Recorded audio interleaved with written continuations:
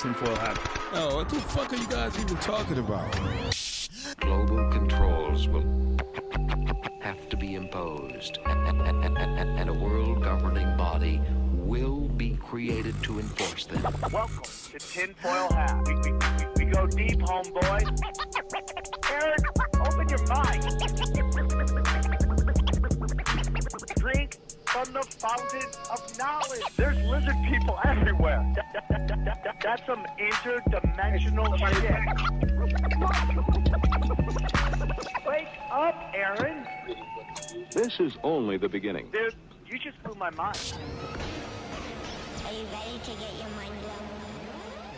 And welcome to Tin Foil Hat. You know I am. You know I'm here to. I'm here to rock. There we go. Join me as always is my good friend, the man, the myth, the legend, Xavier Guerrero. What's up? And on the ones and twos, we got Johnny Woodard.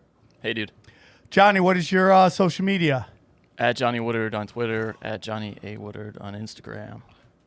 XG marks the spot. And I am at Sam Tripoli. Join us in studio. We'll bring in our guest on Skype, the man, the myth, the legend, Eddie Bravo. How are you?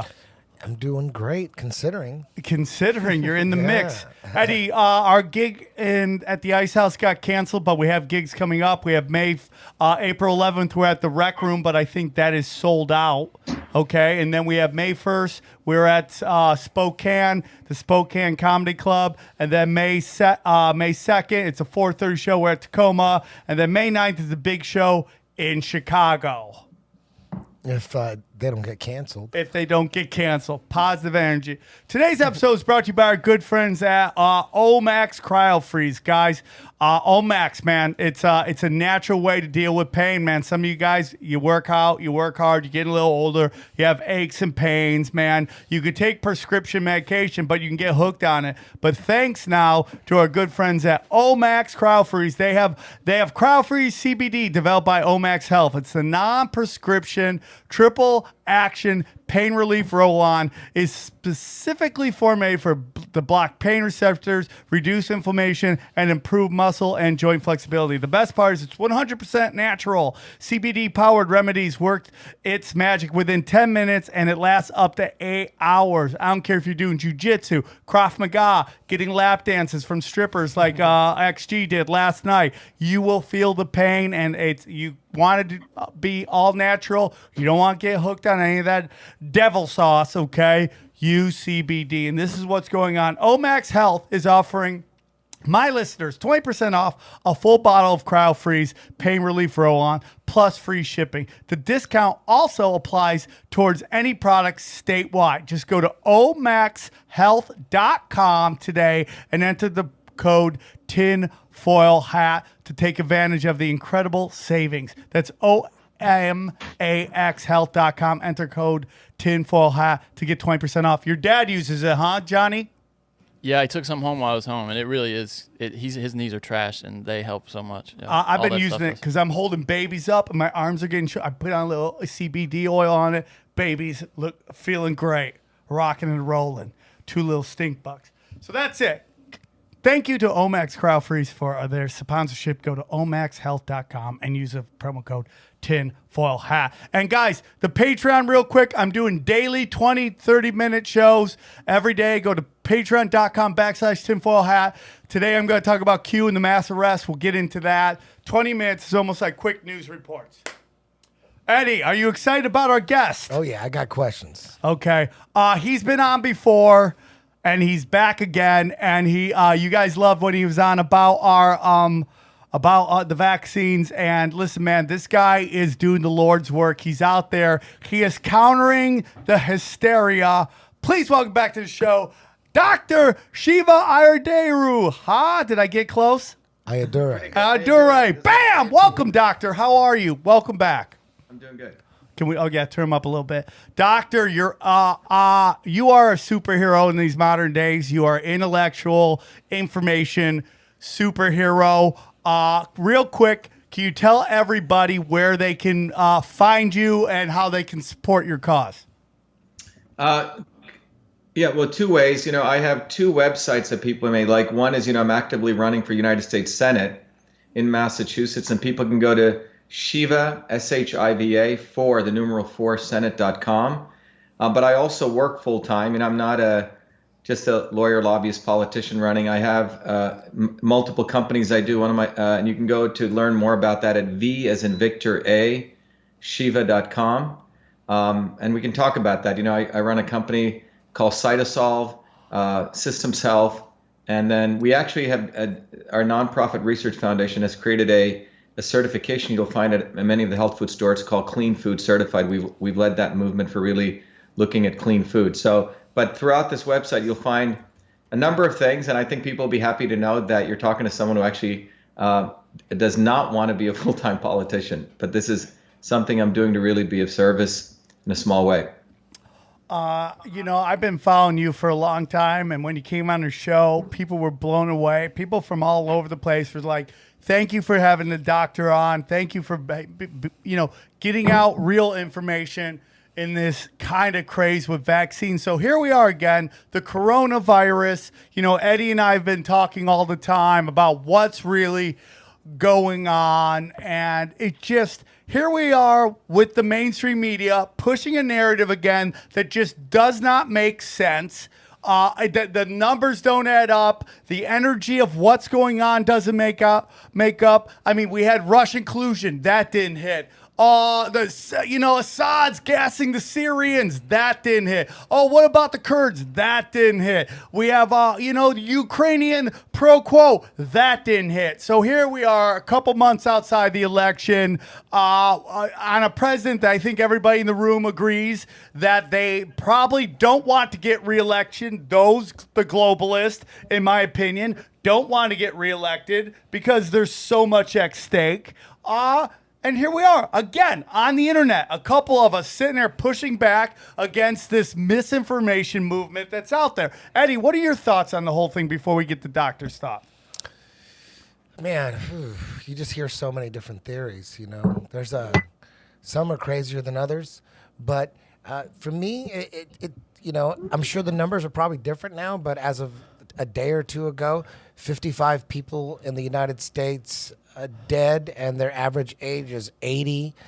And then 22,000 people have died of the flu so far this year since January 1st in the United States. So those numbers, they just don't make sense to me. You would think, if you woke up out of a 20-year coma and you watch the news, you would think that there were zombies on the street attacking you. Right? Right. You're like, whoa, what is this thing? It sounds like it's 1,000 times stronger than the flu. And you're like, actually, it's, the flu's killed 22,000 so far this year. And this thing's killed 55. And they're all average age 80, and half of them are in some old folks home in Washington. That don't make any sense to me. We're acting like, there's lepers running on the street. Yeah, it is chaos. Doctor, what's your thought about when this first happened? What are your thoughts about going on? What do you think's really going on? And what information do you think our listeners need to really know right now? Yeah, it's a good question. Look, I think what's going on is an amazing opportunity for us to rip away the layers of, sort of the nonsense and get down to really starting to go to some fundamental principles and, frankly, knowledge. What's happened is over the many, many decades, people have been trained not to really go into science and math and what I call systems thinking. And because of the lack of really training and really appreciation for the plumber, the electrician, the engineer, people actually understand how systems work, and diminishing of that kind of knowledge and education, and raising up a lot of nonsensical knowledge, we've ended up in this point, and where people are fearing, feeling fearful and panic-stricken. That's sort of the broader thing. But when you really look at the coronavirus, it's really an opportunity to understand what is the immune system and how do we really get health. And that's sort of what I think, if we look at that, there's a huge opportunity for people to learn a lot and actually get stronger. So if you look at the coronavirus, first of all, it's a virus, right? So when people hear the word virus, the immediate thing is, I think that there's a movie called Pandemic, and out recently. So people immediately think that the virus is going to kill and harm you. Would you agree? Yeah. Everyone thinks that the virus is what kills you. So this is one of the fundamental problems of the lack of understanding, because even the MD and the pediatrician and even a lot of research scientists do not understand the immune system. You see, the bottom line is it's not the virus that, I think, Eddie, you just said, I think, what, 56 people in the age of 80? Yeah, Those are the people who died, the mortality rate. It's not the virus that harms or kills people. This is sort of the first layer of misunderstanding we should take away. And what you come to is you come to understand it is the reaction, in fact, the overreaction of a weakened and dysfunctional immune system. That is what leads to harm and death, mortality. Okay, so that's sort of the two principles. Not the virus that kills you. We got about 380 trillion viruses in our body, around 60 trillion bacteria, what we call the microbiome, and about 6 trillion cells. And I shake your hand, or I'm away from you. We're all transacting these viruses every day. It's called the virome, inside and outside. So the first understanding, it's not the virus that's killing people or harming people. It is a reaction of the immune system. So why did those? So if you look at 11 million people in Wuhan, I think let's say 10,000 people have died. Let's assign them all to Wuhan. It's a very small percentage of the entire population. So the issue is, why did those people die? Or why did those 56 people die?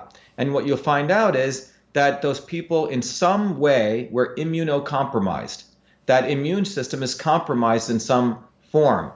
And if we start really understanding, well, why was their immune system compromised and why didn't this person die? We start getting closer to really appreciating and getting a rational handle on truth. And what you'll find is that two things happen. I mean, there's many things, but here are two things that happen. Let's say for the aged. As you age, your thyroid function goes down, right? Number one. The second thing that happens is your body starts producing less and less hydrochloric acid, right?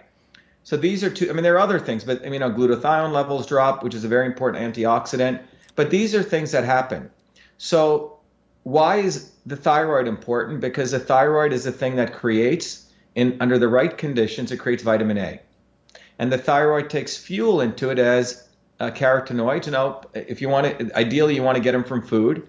And your body converts that in the presence of iodine to vitamin A. Now, vitamin A is actually not a vitamin, it's actually a hormone. And it has multiple functions. One of its important functions is to create cytokeratin. So think about it, it really protects the cell membranes.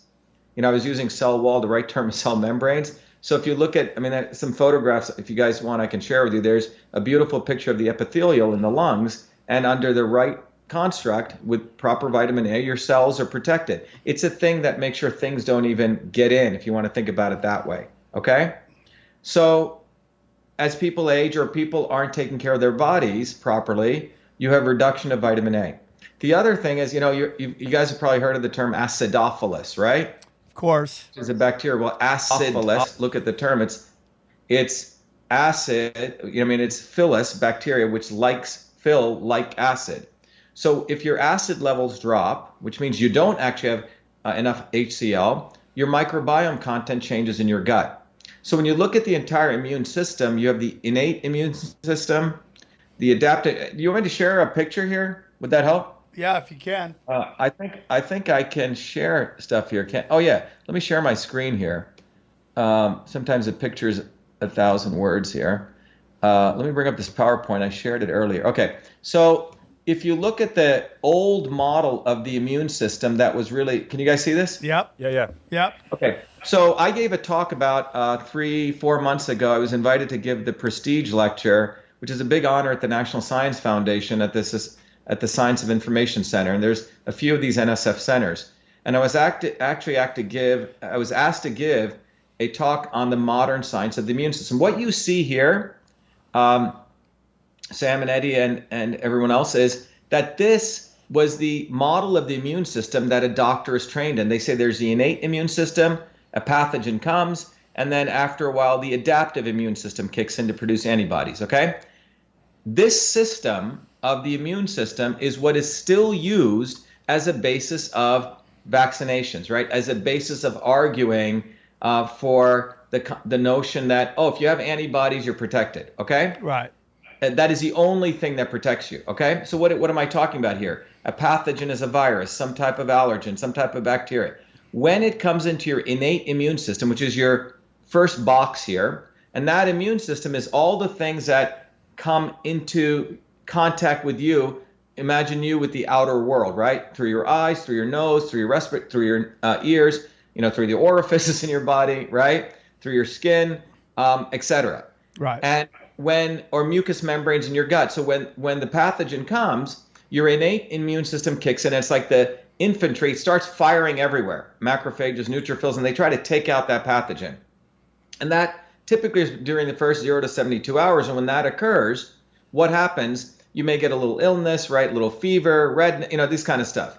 And then typically after that, your adaptive immune system kicks in. And these are like your Navy SEAL sharpshooters. They try to produce a right antibody for that right pathogen. Okay? Right. And by the way, this is happening every moment right now. Okay? Your body's feeling it. Your innate system kicks in and adaptive. But this was the model of the immune system going back to 60 to 150 years. Okay? Wow. But my work as a systems biologist tells me and informs me, and this is what I present at the NSF, is that this 2-box model is a very, very, very simplified model of what the real subsystems are.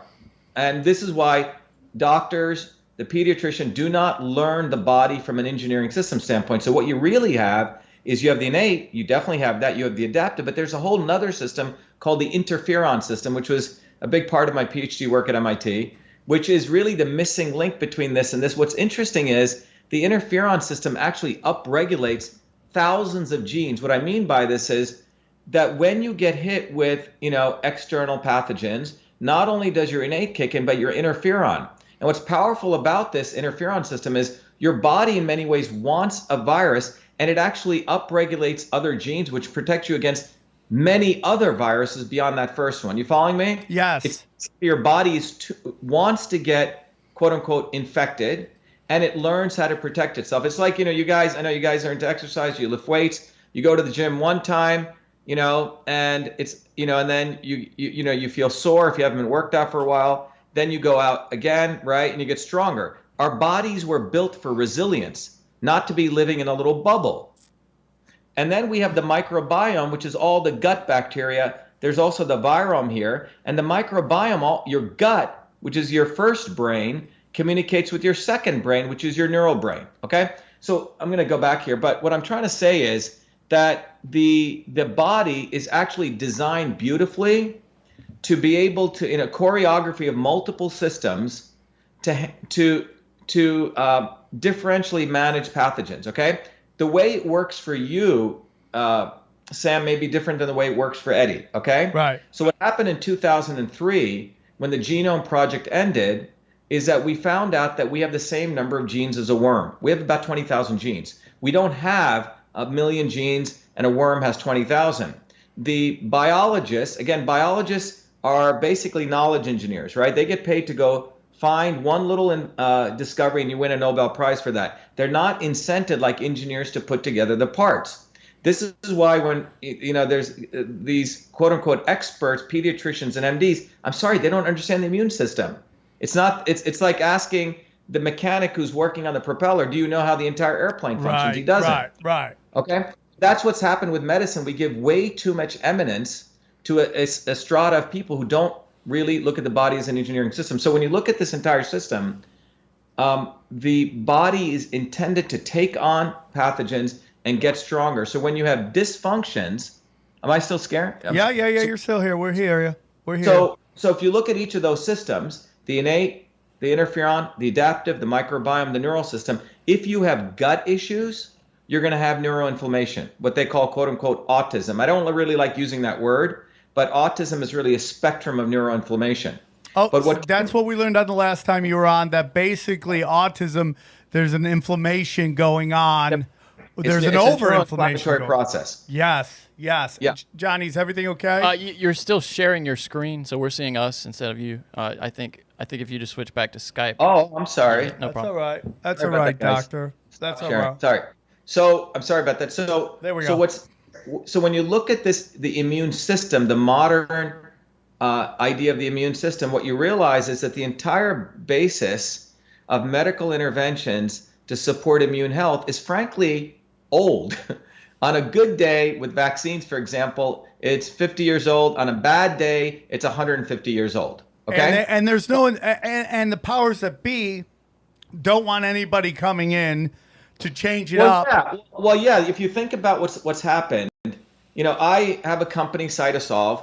We create a technology where we can model molecular pathways on the computer to eliminate animal testing, to, in fact, help pharma do stuff faster, right? Faster and cheaper. We use it for understanding natural products. But one of the big things you find with pharma has a major trillion-dollar problem. They know they're in perilous times. Why? It takes around 13 years to create a single drug.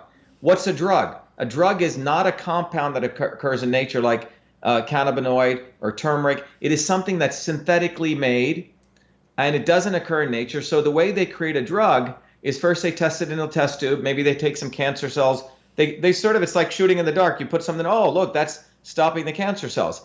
Then they raise maybe $40 million in these biotech companies in Cambridge. Then they go kill a bunch of animals. They say, oh, okay, it's killing the animals with cancer.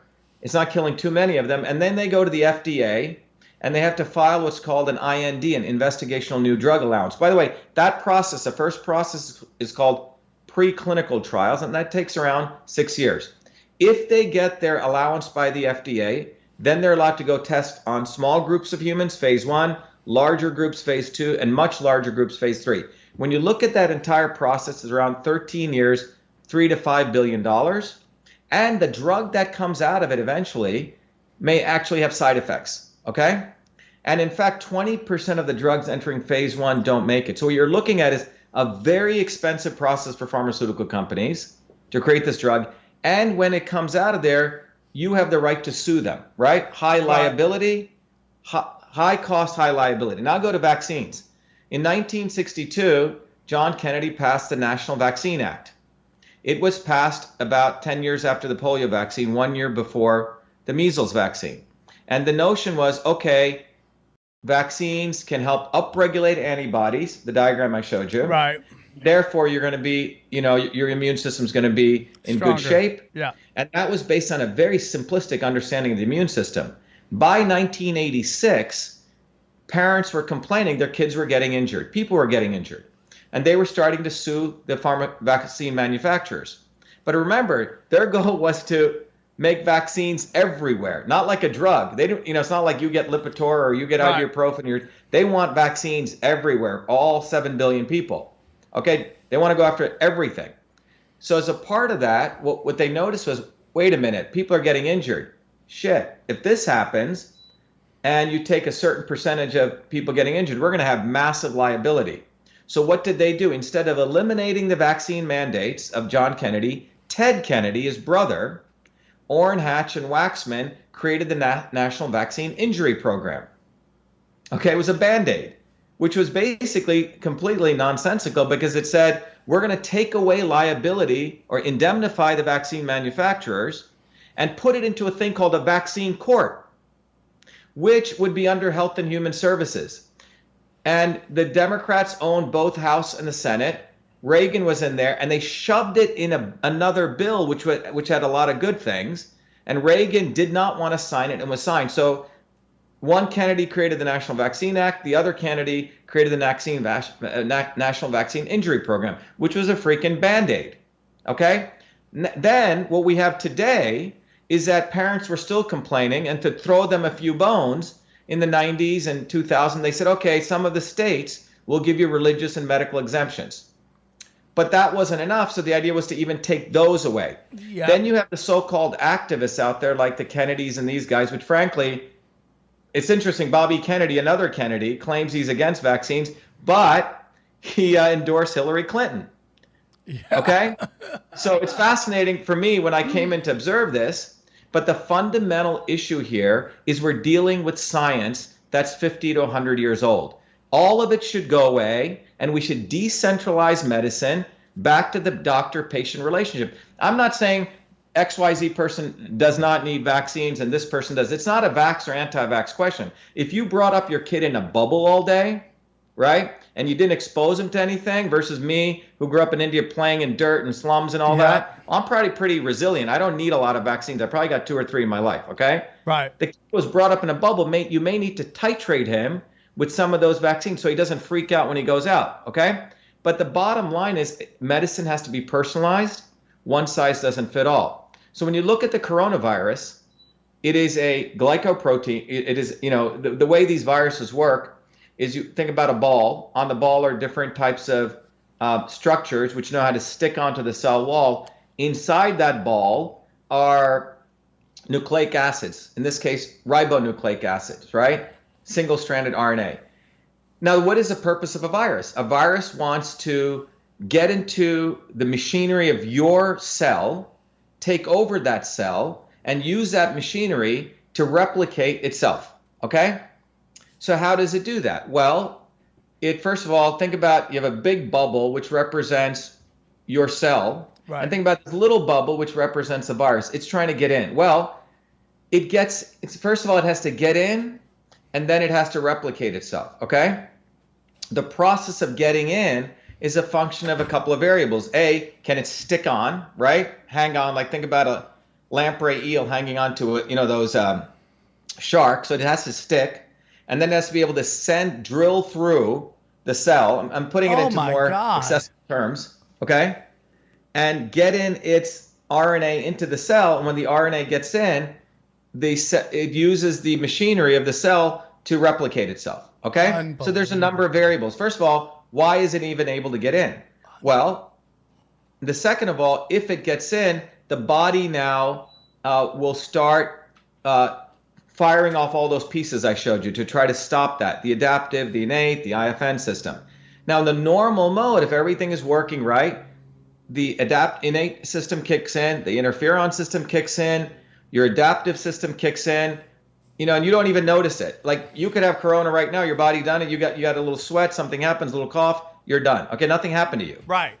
That's in the normal case. In the abnormal case, your body, because it's a weakened immune system, let's say the T cells, which are in your adaptive, have been compromised, or the macrophages in your innate have been compromised. You know what then happens? Your body is still trying to protect itself. It overreacts with what's called a cytokine storm. And that cytokine storm, which are other chemicals, and they are very specific, go to particular areas to try to knock out that virus, that agent. Yeah. Now, in the case of a virus, the outer layer of that virus, it sloughs off. It's a protein, and different viruses have those proteins which go to different parts of your body. In the case of Ebola, it goes to your arterial endothelial, which is in your blood vessels, etc. That's why you bleed from outside. So those proteins go there, and your cytokines, it's you go attack yourself. In the case of corona virus, the proteins go to your epithelial in your lungs or your gut intestinal, okay? And then your own body attacks that. So what I'm trying to tell you is, in the normal case, you're getting a virus, you deal with it, maybe you get a little cough, a cold, you get over it, and based on if you were stressed out, maybe you weren't eating well, maybe depending on your state, your body doesn't fully act properly, and that's why you get the cytokine storm, okay? Okay. I hope that's clear. Yeah, okay, so let's digest what was said here, okay? First of all, we got into that the science is a little old right now. We understand that. We've learned this before. The science is a little old. We have this, what I believe is kind of this movement to do, mandatory vaccinations. And what we know is that this is not exact science. We're using old science here. And what I understand from what you said is that, yes, this is a virus. It is a real virus. But is the virus any worse than any of the viruses we have right now out there? That Event 200 that just came out, they said that at any time there's like 200 epidemics going in during the year. What makes this any worse than anyone else? I mean, we've seen famous people coming forward going, I have the coronavirus. I showed no signs. I'm a little tired. Oh, I just beat it. Nothing too much. But within some people, based on what you said earlier, they have a certain immune system that may not be able to fight this, and that's why they're getting hit harder, and that's not what we're being told. Am I? And by the way, Italy's entire healthcare system is a very corrupt, it's a socialized system. If people aren't understanding the conditions there, it's a very backward system. You know, I used to work with an Italian researcher. He goes, the last thing you want to do is end up in an Italian hospital. Okay? For sure. Okay? So we're talking, people don't understand context here. All right? So when you really understand context here, what you really go down to is, why isn't Fauci, why isn't the CDC talking about immune health? So what has happened here? In the last, 2 months or less than that, coronavirus is going to hit. Oh my God, pandemic. Okay. And by the way, compared to H1N1, when Obama was in office, 60 million people, 18,000 deaths, right? We didn't shut down everything. We went on as business as usual. You know, he had, what they did with quantitative easing to the stock market in 2009 was awful, because the big banks should have failed. Instead of letting them fail, they propped them up. Yep. And they continued that, okay? Because he was paid off by the bankers to get him elected. In this case, Trump in 2016, I want to bring a little bit of just, he wanted to get rid of the Fed, right? He was nationalist, anti the elites. So it's a different condition. Now a virus comes in, right? You hype it up with, by the way, the CDC. And the problem, the unfortunate, position Trump's in is, when it came to Russian collusion, he could take it on. When it came to impeachment, he can take it on. But here, who does he have operating, pushing this as a CDC, which has a revolving door with Big Pharma? Guys come in, go to Big Pharma. If you see the meeting once a year that takes place in Atlanta, the CDC directors sit around on a horseshoe and they decide what's going to be the vaccine guidelines, while their lobbyists, the medical guys, sit around outside them. It's total collusion. Those are the guys sitting here acting as though they care about public health. Well, they don't give a damn about public health. This is an opportunity for them to feign public health. Because if they really cared about public health, fine. If you believe there's a major infection, fine, you have to, let's say, keep people away, make sure the immunocompromised are protected. But if you really cared about public health, let's look at how we actually reduce infectious diseases. And that occurred, when history shows, through infrastructure, right? 1900s, 14 out of 100,000 people were dying from infectious diseases in 1900. By 1950, it had come down to 0.5 out of 100,000, 98% reduction. And how did we get there? It wasn't the doctor or the pharmacist. That's not how it occurred. It was sanitation. It was vitamin A. It was nutrition, getting rid of child labor, refrigeration. As I've mentioned over and over again, the plumber and the sanitation worker did more for bringing down infectious diseases than the doctor and the pharmacist. And by the time measles vaccine was created, 98% was gone. So the whole thing is freaking BS. And how did we get infrastructure gains? That came from American workers in the late 1800s militantly fighting on the streets because their kids and their children were being treated like dirt by the elites. And Franklin Delano Roosevelt was a racist scumbag, okay? It's not like he helped these people. What he actually did was he threw bones to them because there was going to be a revolution in this country of not communists, but working people from below. Can you explain? When you look at today, we have the same problem. We have an infrastructure issue in this country. We have dirty water, dirty air, dirty food. We have obese people at 28, 30%. Look at the population. And you've created an immunocompromised population. And the healthcare systems, massive high costs. So we have corrupt healthcare systems, big pharma, big ag, which has completely denigrated the health of the people in this country. So I think the real issue here, if you really cared about viruses, all right, Anthony Fauci, all right, CDC, why don't you put the old people on, vitamin C and IV glutathione drips right now? Protect their immune systems. They're not doing that. What they're saying is, we're going to wait for the vaccine. And the vaccine manufacturers, look, I used to work, one of my good advisors at MIT, he's on the board of Moderna, which is going to make a lot of money off this vaccine.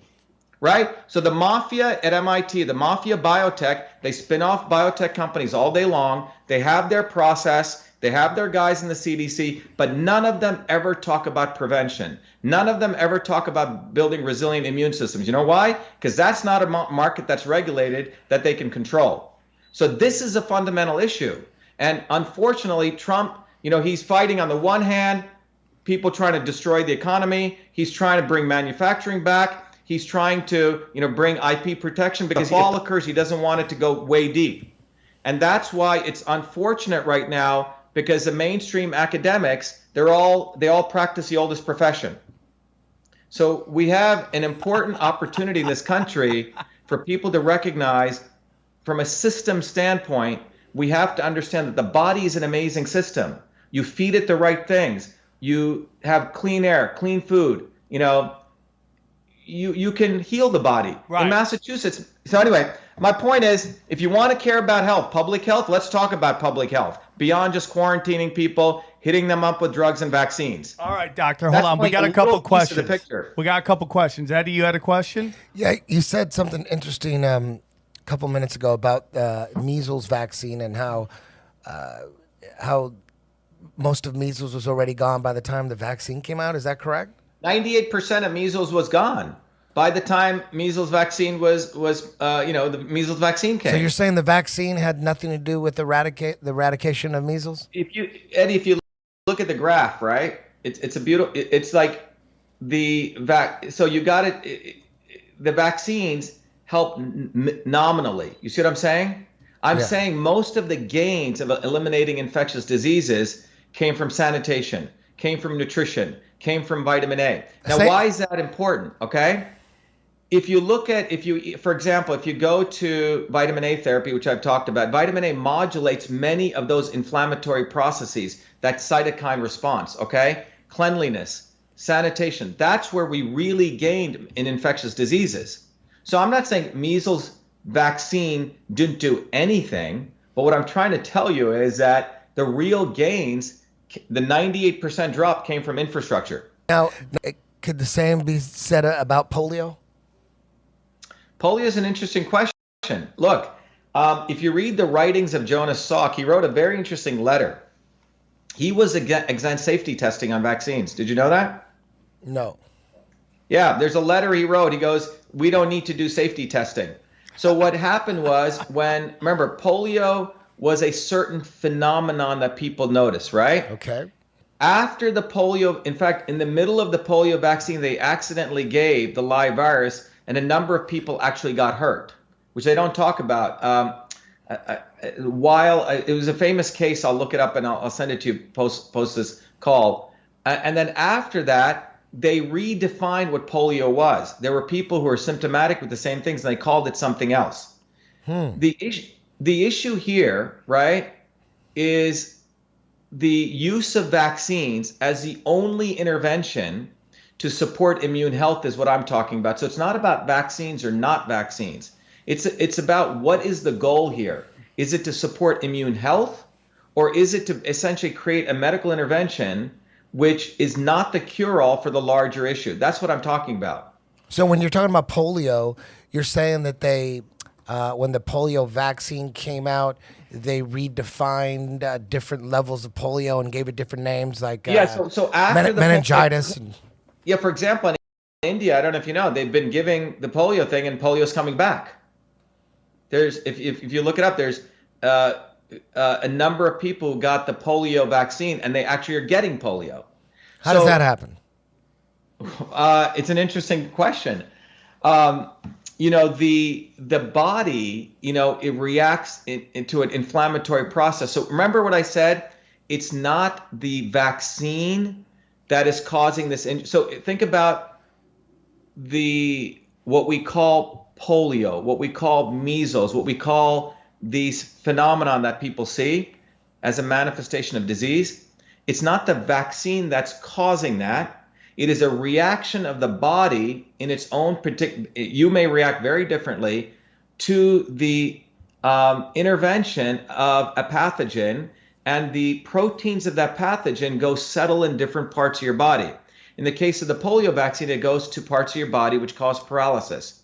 Okay? I mean, it goes and settles in certain nerves, and when your cytokine response attacks that, your body is causing that damage. Does that make sense? Yes. So what I'm trying to say is, so in the case of Ebola, the surface protein goes to the arterial endothelial cells. In the case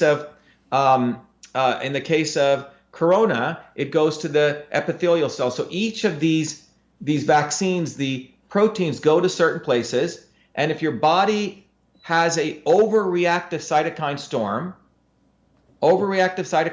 what will it do? Your body is attacking itself. So let me show you this. This is sort of important to notice when it comes, since you asked about measles. I'm going to share you something right here. You'll see, this is a paper, and I can send it to you guys, that shows how many vitamin A effect on childhood infectious diseases. You see this? Yes, we see it. Measles, reduce mortality. Measles, reduce morbidity. Okay? This is a role of vitamin A, not only in measles, diarrhea, acute pneumonia, malaria, enteric infection, mumps, and so on. Point being that the use of vaccines, we're not saying not to use it or to, use it blindly, right? Point is that vitamin A, which is a natural hormone, when properly given, right, it's an amazing thing to support the immune system so you don't have that cytokine storm. We just finished a paper for the City of Hope, okay, which funded us to do some research on when people get transplants, okay? Let's say, God forbid, someone needs a transplant of an organ. Well, what happens? The recipient body starts attacking that organ, right? It's an immune response. So what do they try to do when you try to do organ transplant? They want to modulate that immune response so your body doesn't attack that. Well, what's interesting is they found out people who drank green tea were having less transplant rejection. They didn't understand why. Using our technology, Cytosolve, we've been actually able to identify particular chemicals in green tea which modulate, make it beautifully orchestrated the immune response. So the issue is the immune response. That's what the real issue here is. So what I'm getting from this whole thing right now is that this virus is not. People are going to die. Obviously, older people, if we don't use our infrastructure and use it properly and use our vitamins and all that stuff that you believe they should be doing. But infrastructure, but it's more than that. It's the infrastructure. Look, when SARS came out, 1 billion people traveled. Today, we have 4 billion people traveling, right? We're becoming a smaller world, right? There is going to be more infections. There is going to be more transfer of all different kinds of things. This is the world we live in. So we're moving to the 23rd century, but our infrastructure is in the 20th century. Massachusetts, for example, got an F by American Society of Civil Engineers in infrastructure, 123 points out of 350. Meanwhile, it got a D plus in corruption, which means one of the worst corrupt states and the top 3 worst infrastructures, the top 10 worst corruption. Meanwhile, MIT is here. How's that possible? This is because we have a bunch of leaders that we keep electing who don't understand systems, man. They don't understand the interconnected of systems. So if we're going to start doing air travel everywhere, don't you think we should beef up the infrastructure of our systems to be able to handle, from a system standpoint, all the new kinds of things that we are going to be taking place in this, from an interaction standpoint? But we haven't done that.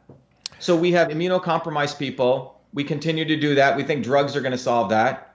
We have kids, 54% of kids have autoimmune disorders. 1 out of 5 kids have a mental disorder. So we're creating an unhealthy population, and then we want to blame it on a virus? Come on. Do they think we're free of it? Doctor, you put out a tweet a week ago or so that went viral, and it's pretty hardcore. You were saying what a lot of us believe, like this is some kind of like the media is blowing it way up. I mean, hyping the hysteria, and there's like some deep state element to it as well. Well, can you want to talk about that tweet or? Yeah, so I want to talk about that because when I define the deep state, right, I see it not in just some terminology that I see it as something very real that's occurred to this country probably starting around 1970. In 1970, what happened was there was an amendment called the Mansfield Amendment. At that time, when the Vietnam War was going on, a little piece of a very large military budget was dedicated to pure science, Eddie, pure basic research, right? Now, that little piece of this huge military budget may seem fractionally small, but it was relatively massive in terms of money. So if you were a researcher at Princeton Advanced Institute or some AT&T Labs, you got like money to go do some really cool research, Eddie, without having to go beg for research. You follow what I'm chasing money, writing up stuff. So in some ways, it was a very good era in research up until then. After 1970, when the Mansfield Amendment got passed, it basically said military research could not go to basic research unless it was for weaponry. So all that little money, which was a lot of the military, moved over to institutions that were politicized institutions, like the NSF, NIH, et cetera. What that did, Eddie, was the really passionate, honest scientists had to become not only a scientist, but a business person to survive in these big institutions like MIT, Harvard, et cetera. They had to bring in grant money, okay? They had to find good students. They had to go, strike deals with businesses, okay? That's why that Harvard professor who was arrested, he was quintuple dipping. He got his salary from Harvard. He was bringing in 15 million grant money. Then he was striking deals with China to ship students here and there because he was part of their talents program. 2/3 of the professors in the major institutions are doing criminal behavior right now under the aegis of they're doing collaborations and et cetera. My point is the scientists had to become an academic, which is now the oldest profession in the world, because what they do is they chase skirt for money. Okay? Oh, you want me to say CO2 is a pollutant? Great, I'll say that. 40 million to MIT. Okay? Yeah. You want me to say that vaccines are the cure-all? Great. You want me to keep my mouth shut?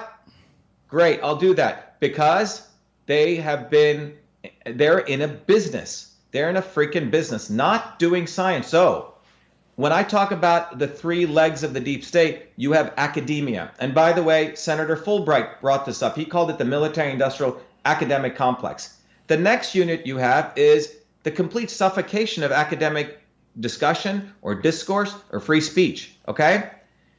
In the old days, people went into academia, Eddie, because it was a haven. You could do cool research and you could get away from all the politics. And that was called the path to tenure, where you could really do research. Well, now they get rid of all the rabble-rousers and you get all the automatons. Yeah. And science has moved, so you bring down free speech, you eliminate open discourse. You have people like Mark Zuckerberg and his wife who control Facebook. They own, vaccine institutions, and they do all sorts of interesting mechanics so they can put it as an institute, act like the Bill Gates Foundation. They're saving all the darkies in the world in Africa and India, right? That's a pitch that they do. It's a neo-missionary model. Seriously, that's what they're doing, okay? And as a part of that, what's happened is you move science away from the scientific method, which is a humble activity, to scientific consensus. Okay? Yeah, 97% say the sun goes around the earth. Yep, it does. If 97% say CO2 is a pollutant, yeah, it does. If 97% say we need vaccine mandates, yes. If 97% say corona is going to kill it, everyone follows that. You know why? Because they make money off of it. So you suppress freedom, you get fake science through scientific consensus, and because of that, now you create a fake problem and a fake solution promoted by the fake news media. And the end result is we fuck up our health. Excuse my language. Okay, we destroy the health not only of our body, our infrastructure, and now you have 500-pound overweight people. They don't have the energy to go fight for freedom. Truth, freedom, and health all get suppressed. And so what I'm saying is that is what is going on. And the deep state I'm talking about, the coronavirus, man, is freaking awesome for them. Look what they do. It's amazing. You have Hong Kong was blowing up, right? Freedom. I mean, I'm talking about the deep state at a deep level. I'm not talking about the Chinese government or Putin or the Indian government or the nationalist governments. I'm talking about there was a movement in China, in Hong Kong. There was a movement here in this country against, medical freedom. We won a major thing down in New Jersey 5 days before the coronavirus hit. And then you had a movement within China in Wuhan literally 180 days before, where the people of China were going out to the streets and fighting for anti-pollution, okay? There was a huge incinerator plant that was supposed to be right in Wuhan, 10,000 people were out there. No one wants to talk about this. It's out there. We're brutalized, and suddenly they disappear. So look at it. Complete suffocation of dissent. You know, everyone's supposed to shut the hell up now. Oh, vaccines are the only truth. So you suffocate dissent. Second thing they've done is you've collapsed the economy. And third thing that you've done is, what's the third thing I said? Dissent. You've taken out, I forget the tweet, freedom. You know? But you've essentially attacked the economy. You basically collapsed dissent. Go and down then to you that get rid tweet. of Trump, basically, at that point, right? I mean, like, this is all you have And the at other this thing- moment. The other thing is to really fundamentally take out, you know, a guy that was elected by the people, by working people who didn't want to, you know, have everything focused on, you know, stuff like transgender and gay issues. I have a lot of friends who are gay, right? But that doesn't affect 99% of the world. So the entire focus of the elites was these small issues which don't affect the majority of Americans. Healthcare costs, manufacturing being taken away. So Trump came and addressed those issues. The globalists in the United States and externally did not want to even address this anymore. They were putting money in China. They were putting money all over the world. America was secondary to them at that point. I mean, if you take a look at what's going on, let's look at what's going on. A couple places have been exempt from this shut down your business, right? Walmart, Amazon, everybody is at the news is all showing up to work. They're all collecting checks. I mean, if it's so bad, how come everybody at MSNBC and CNN are at work right now? What about the homeless? And what about the fact that they're having Super Tuesday today, and we have a candidate running for the DNC that is obviously senile, lost his mind against a guy. And listen, dude, I'm not a Bernie Sanders guy. I'm not at all. I think if Bernie Sanders made it up against Trump, he'd get the floor wiped. He'd get destroyed. But what we're seeing is a guy get kneecapped again. I think Bernie Sanders in on it because, you know, he's been a politician for Sanders is decades. part of the not so obvious establishment. Okay? I agree, man. So, but we have a guy in Joe Biden that nobody has any faith in, and it's like this is the guy they're going to try to get. He's number one. To the general, and then they're going to try to kneecap anybody who tries to take him out too. It's so obvious what's going on right now. I got a question, doctor. Back when the virus first hit and it was just in Wuhan, the mainstream media, they weren't going crazy over it, but like on the underground, I don't know if it was fake or it was real, but there was a lot of videos being released that they're incinerating bodies, and there's thousands of bodies that they can't cremate them fast enough. Everyone's dying. People are just dying. Was that faked? I don't know, man. I mean, it's hard for me to know because I don't have the data. But what I can tell you, I started looking. You know, if you look at the SARS virus and the MERS virus, were supposed to be, you know, they're zoonotic viruses, right? They go from a bat, right, to some intermediary. In the case of the SARS virus, it was a I think the dog raccoon. In the case of the MERS virus, it was a camel, and then it comes to a human. Now, what's interesting with this virus, and if you look at a virus, they're made up of nucleotide base sequences. This virus has about 1,500 base sequences, and I read some of those papers that people. There's a serious question on did this take place through normal mutation, okay? Or was it engineered in some way? And this is an interesting question. You have people like Tom Cotton saying what came out of a Chinese lab. There's other reports that I've studied which are very fascinating because, and again, these are all unverified because we can't get access to the data, but it shows that there were 4 strains of the coronavirus. So imagine like a branch of a tree, 4 different strains. And if you look at it, the central branch was at Fort Detrick in the United States, okay, which is a biowarfare lab.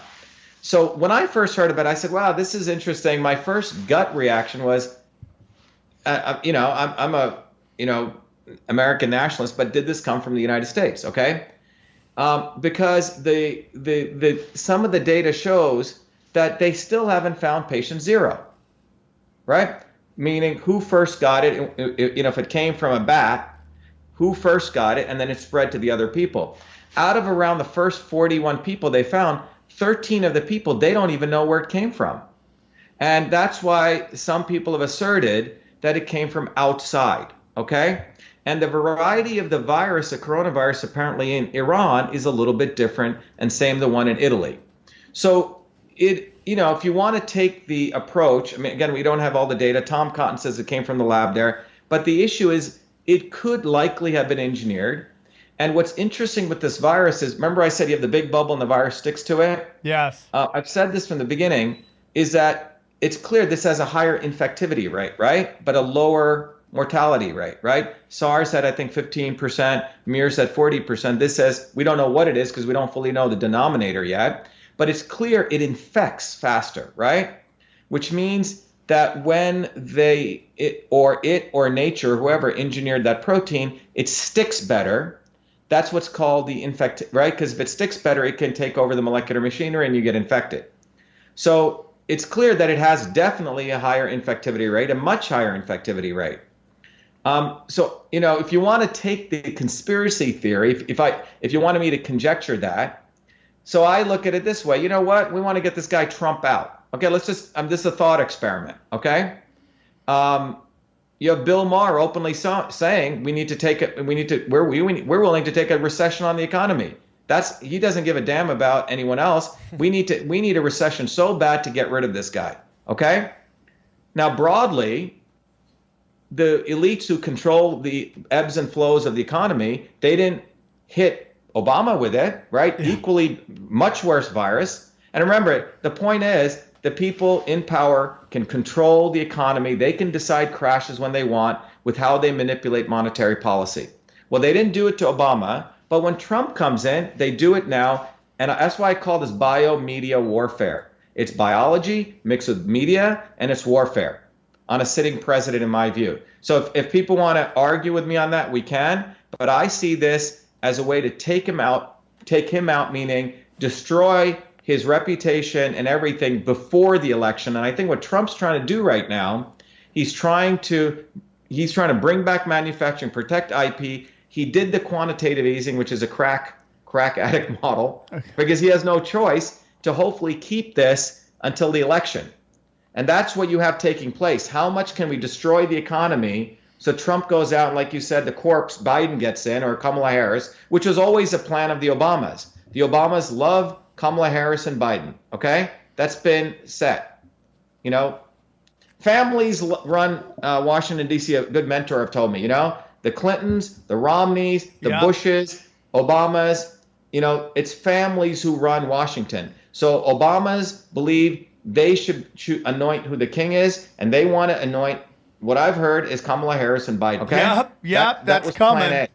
Now I got a question for you. Earlier you were talking about how scientists had to become businessmen, and you said, you want me to say CO2 causes global warming? I'll say it. Pay me. You want me to say vaccines are harmless and safe and effective? I'll say it. When you were saying that, that's basically saying that there are scientists out there that'll give you corrupted information, right? Correct?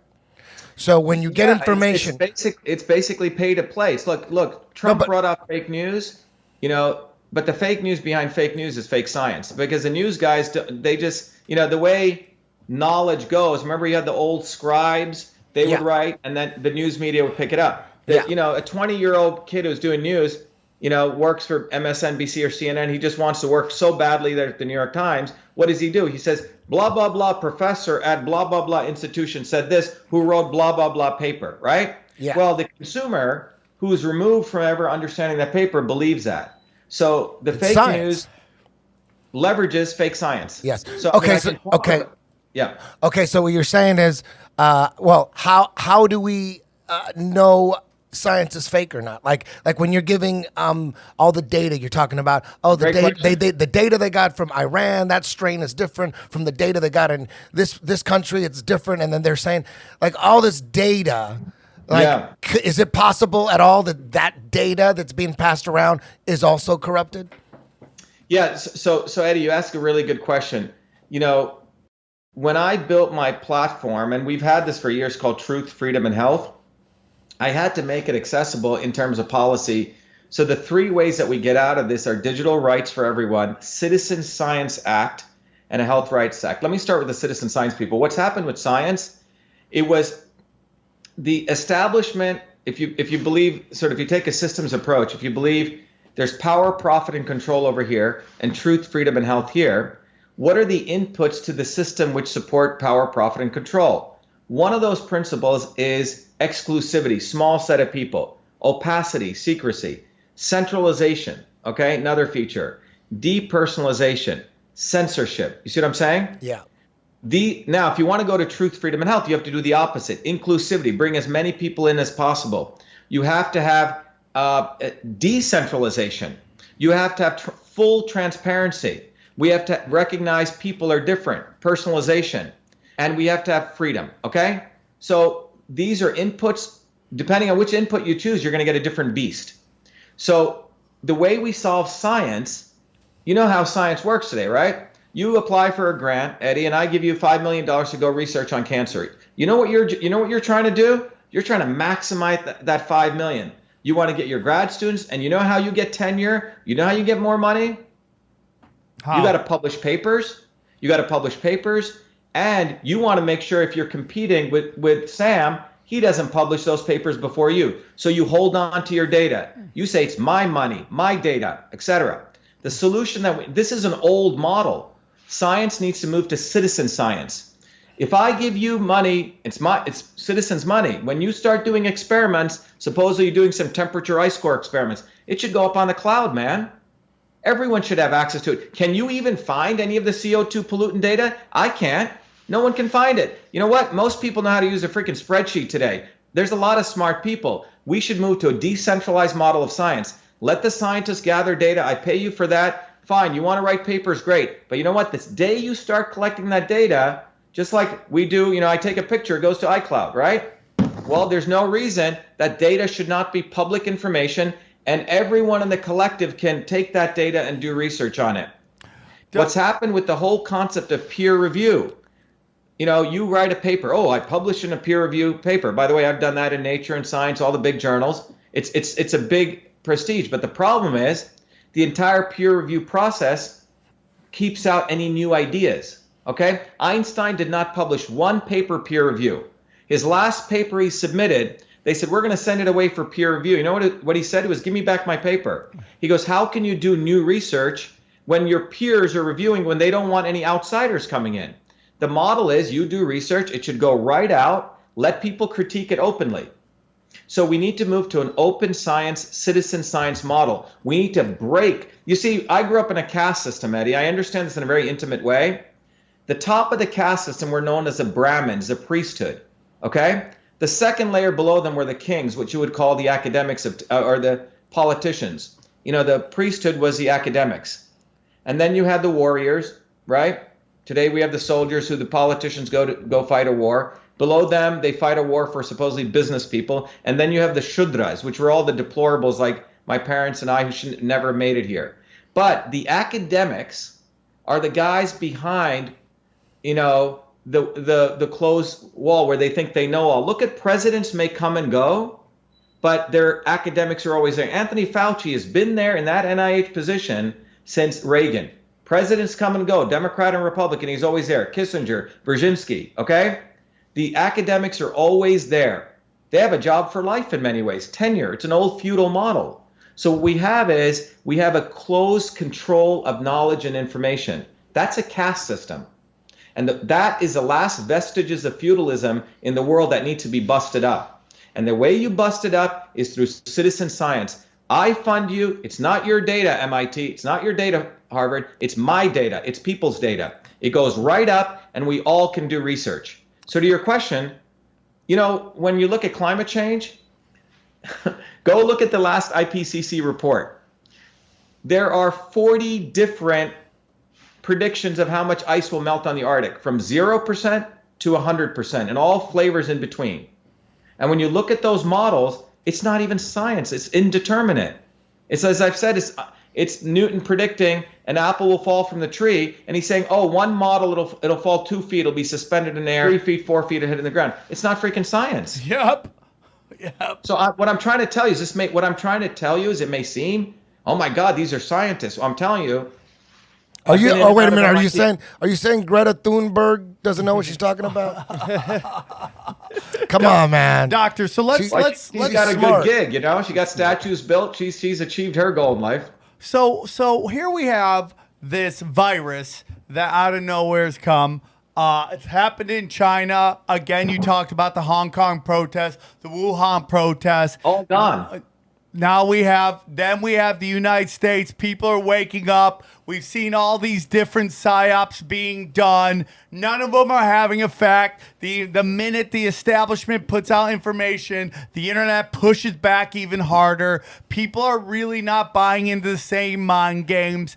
And now we have a president that, regardless of whatever you think of him, he's not business as usual. I don't know what there's things Trump does I like, and there's things he does I don't like. But I'll tell you, I'll take Trump over. I'll take a million Trumps over one Obama. I'll tell you that right now. So now we're in this election year, and we're getting closer and closer. Do you think there? I mean, I think the answer is obvious, but I want to hear your point. Is this basically weaponized hysteria to try to tank the economy, to take out Trump by these globalists, which, I can get into more conspiracy stuff, whether it's, your amazing video about the Paris climate accord.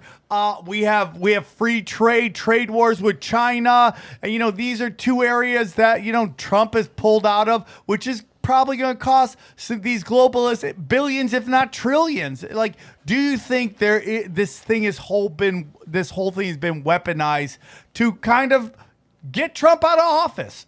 Well, look, I think, Sam, the issue is, what did Trump really represent?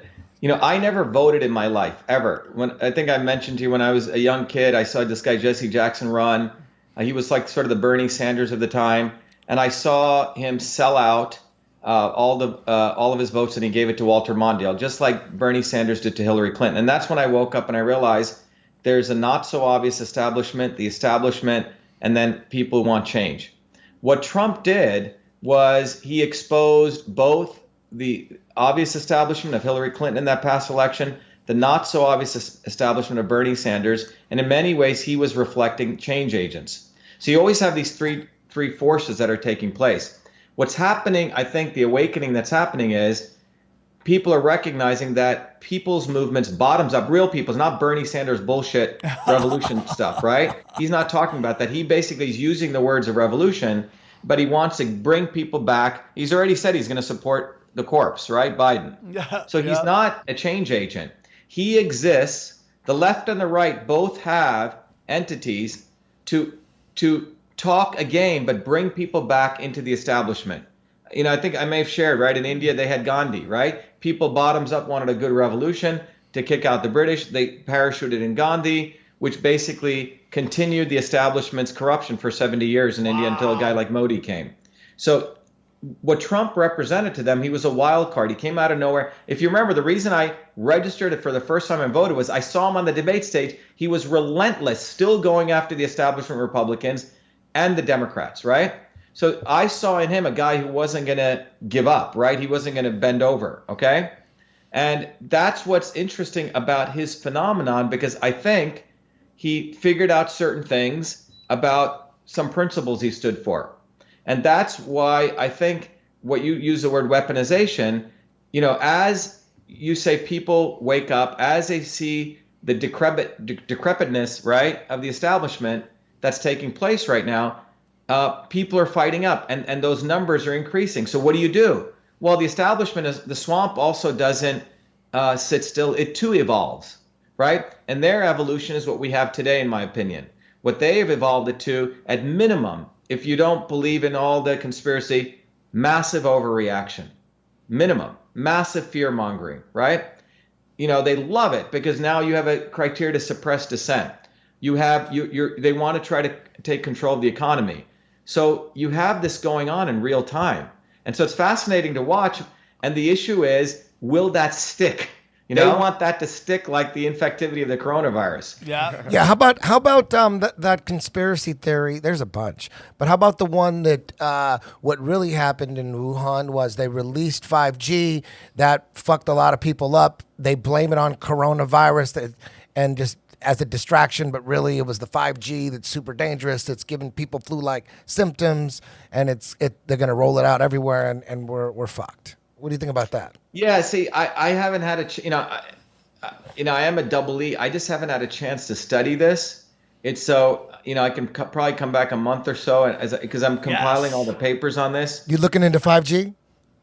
Yeah, I don't have enough data. The 5G, it has multiple frequencies, right?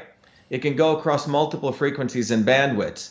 I don't know, of the health consequences exactly at the molecular level. I'm compiling a set of papers, so I'm not, I don't feel fully competent to talk about that right now. Okay, I respect that.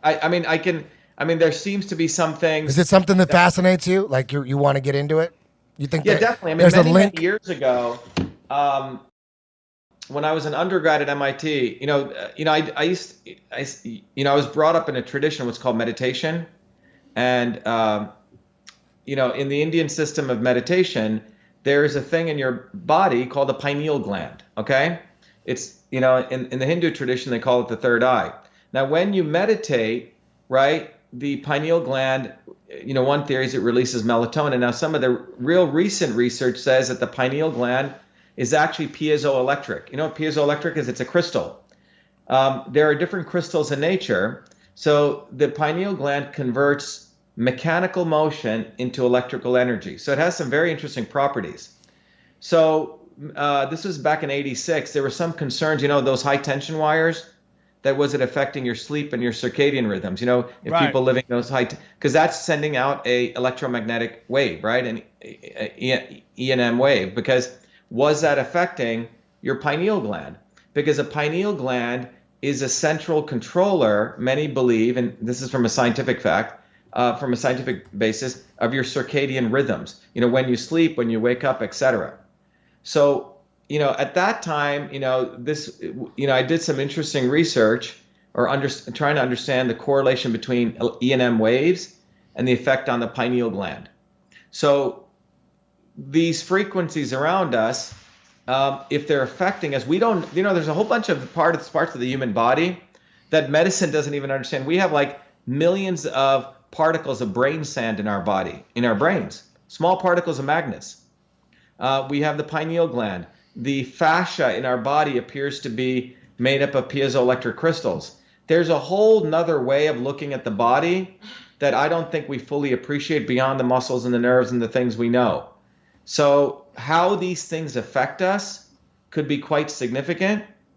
But I think there's a different non-Newtonian model of the body that's going to emerge. Would you say the 5G scare is that there's that community that really is totally against 5G? You think that's fear mongering? You think that they're fooled? They're just they're overreacting? That's a good question. That's an interesting question, right? What is fear mongering, right? I think fear mongering comes when you can move masses of people to keep away from each other, not even talk to each other, and everyone's in their homes and the stock market tanks. And it depends on who controls. I think it's a spectrum. So you could perhaps say that, but I think some of these are questions, right? There's one thing that's a question and another thing that's an assertion. And I think when you look at something like, viruses and this sort of knowledge that this definitely occurs this way, I would say that is no longer, we're questioning anything, there's consensus. I think with the 5G thing, some open questions there. I think if the people want to talk about 5G, I think it should be an invitation to have a discussion about this. I think if you sort of take this blatant position without any data fully, I think that has the same issues on the other as the other guys do. Doctor, I want to ask you about your opinion on Bill Gates, this Event 201. If you go to Event 201, look it up, you'll find like it's almost they kind of were all kind of talking about this event, even using the coronavirus as the event. The way it plays out, if you have to go if you go to event 201, the event 201 scenario, it plays out exactly the way they want. We have, Bill Gates has been going on a tour talking about, an outbreak's going to kill 65 million. Here in this scenario, it is 65 million. What is your take on Bill Gates in this event 201? Well, I'm trying to figure out where to start with this. Okay. First thing is, the Gates Foundation. To me, I consider them like the neo-missionaries. First of all, Bill Gates, if you go back to his history, didn't create DOS. The disk operating system. It was actually done by someone else. He bought it and then resold it. Okay. So, but then the narrative was that this genius guy created DOS, etc. So you have a history there of a person who wants to really expand his who he is, right? In fact, he said, I need to get a publicist. He said this a number of times. And there's a movie that just came about him trying to position him as, essentially the savior to mankind in some way, that he's going to bring all these solutions out. So when you look at the Gates Foundation overall, I think he himself had about 500,000 shares of investment in Monsanto. The theory is that, these set of people over here, I'm talking about Africa, right? They need his help. These set of people in India need his help, right? And that he's going to bring that help to them. Now, that's a very, very globalist model, meaning that from outside in, you're going to tell people what to do, that people are not smart enough to figure out things for themselves. So if you look in Africa, for example, the biodiversity that Africa had was quite amazing, right, in terms of biodiversity of grains, foods they ate. The U.S. policy, the agriculture policy, or the overall policy of the deep state has been, if you want to control a country, you control their oil, but if you want to control people, you control their soil. Okay? This has been, I think it was Kissinger or someone who enunciated this. So if you think about it, I look at things as systems, right? You have the operating system like iOS or DOS, and above that you build apps. If you control the soil of a people, you control everything above that. So what's happened in Africa is that's what we've done, right? We showed people who bloated babies, right? Forgetting that people lived pretty well before we came. Okay? Yes, right. Right? And we promoted this concept, and we've reduced their biodiversity of grains to what corn, wheat, and a few things. They had hundreds of different grains. Genetically engineered pesticides, etc. Because one of the deep state's biggest exports is soil, agriculture, controlling the OS of these countries. So Bill Gates is a part of that, right? He's a very big part of that, which means, and if you really talk to people who go to Africa, these foundations they set up, they're basically clearing it away. They don't care about the Africans to help them with malaria. They want to see this as their, next frontier to go to when things go to hell elsewhere. Okay, yes. It's like the Wild West for them. New Zealand, right? Don't they like New Zealand too? What's that? Don't they like New Zealand too? Yeah, a lot of them they like, but Africa has a lot more land. Africa has a lot more land. You can get to it also sooner. What about tremendous amounts of wealth in minerals, right? Richness of soil, etc. It's the next big frontier. A guy that I know, very wealthy guy, would take his Boeing 747 there, bought a lot, to buy a lot of land, part of one of these big foundations, and he had all of his soldiers who protect his 747 where he went there and he did business. So you have a lot of people, a lot of wealthy deep staters who are using Africa as their next frontier, probably their, next play.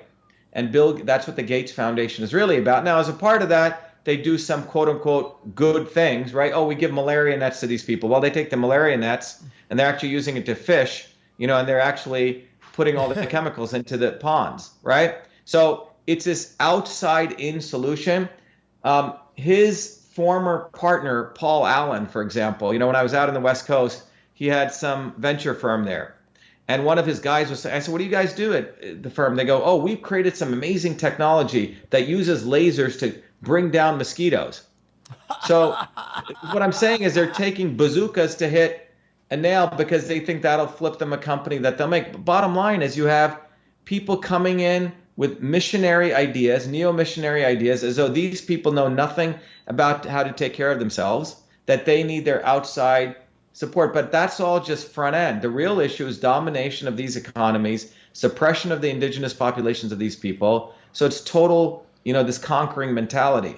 And yet it's put into this framework. I'm helping the world. Am I not a great guy? I feed people, etc. Yeah, on top of that, isn't he part of a company that owns a patent on the coronavirus? So here we have a guy who funded the Pirbright Institute, yes, right? Yes, and yes.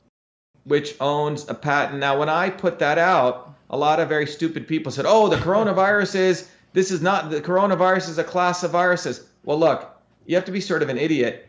It's like once you learn the patent for a car, you can build a lot of cars, right? Very different than building an airplane. Okay, the coronavirus has a certain structural property. Once you understand how to do that, you're pretty close to owning patents on other things because you've sort of owned an area, an umbrella of it. Yeah, because in patent law, you try to get broad coverage for certain areas, but more importantly, by doing that process, you get a lot of IP and trade secret knowledge.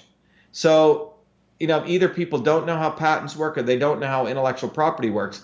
But yeah, so you had, them funding Pirbright. And after I put that out, the Pirbright Institute immediately put out a press release saying, oh, this is different than the others. Well, it may be different, but you're not talking about phages or bacteria. You're in the neighborhood of things that you've built a pretty good IP understanding about. We see, within the podcasting world, we've seen a lot where these patent vultures create this very vague patent, and then they tried to sue everybody that was doing podcasting. So you don't go down to like I'm not gonna patent a red shirt with yellow and black writing. I'm gonna try to patent a broad definition of shirts so I can try to catch as many fish trying to violate my patent. That's the same thing with this. And the reason you patent a virus, because it's not that you want to own the virus. You actually want to own, if someone cures it, you get a percentage of that vaccine. Am I right, doctor, that you own? Depends on how they do the licensing. But look, you're bringing up something interesting. Thank you. In this area of, if it's corona, but in this area of intellectual property ownership, okay? Yeah. And that's this. What's happened is, if you guys want to talk about this, yes. This is very interesting because this comes back to this issue of the kind of leadership we have in places like Washington, where 60% are lawyer lobbyists. We're entering into a world, right, where we deal with very complex systems, we deal with new emerging technologies, and then we have lawmakers who know nothing about them. So how do they come to decide what to do? Well, they're told by other people, and those people are lobbyists. Now, this is a very different world than what the founders of this country created. If you look at someone like Washington and Jefferson and all these guys, they studied physics. They were children of the Enlightenment.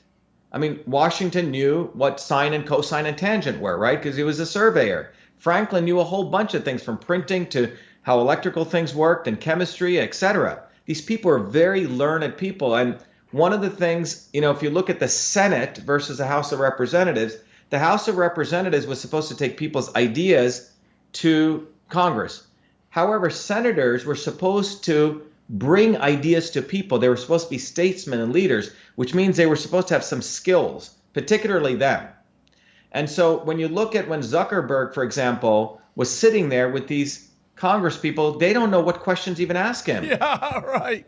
Right. So in 1970, to me, this is a little bit personal because in 1978, when I wrote the first email system in the world, there was no concept of intellectual property protection for software. People didn't even know what software was. They thought you were writing, some typewritten work. So there was no protection. Musicians have protection on music.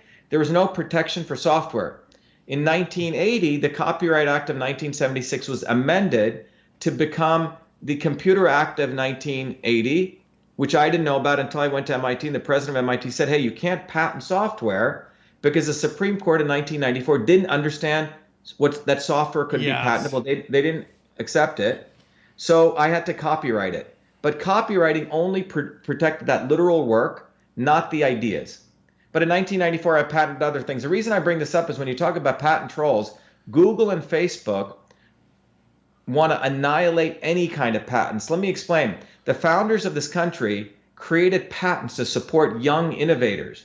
And the patent laws were created in such a way that you could monetize that. That's why we produce 33,000 businesses came out of MIT. And still to this day, they create 1.2 trillion in annual value to GDP. That's what innovation does.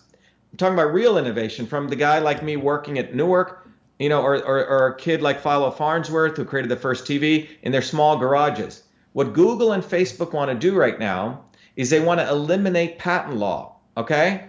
They want to eliminate patents, and they're using the trolls, saying, oh, look, these trolls are doing this, and they want to make it trade secrets, which means they can own anything. But one of the important areas that's a big threat to this country is if we don't have proper intellectual property protection for the small innovators, which are really the lifeblood of this economy. And if the politicians in Congress, who are numbskulls, who don't actually understand this, because they don't know how to create the right laws for 3D printing. In 1980, if they had, in 1994, finally, 14 years later, they said, oh, software is a digital machine. Well, that 14-year-old kid in 1978 would be a gazillionaire and probably giving back to Newark. You see what I'm saying? I do. So they diminish. I mean, I've given back in other ways. My point is, you have people in politics who know nothing about engineering, nothing about science, nothing about systems, and that's why we get bamboozled. That's why we have fear-mongering with things like coronavirus, because no one is there to really advise a president, even on the Republican side. They're like, they don't know what the hell to tell him. Right? No one is saying, you know what, Mr. President, that's great you're quarantining people. Let's use this as an occasion to have a big discussion on health. Let's really start.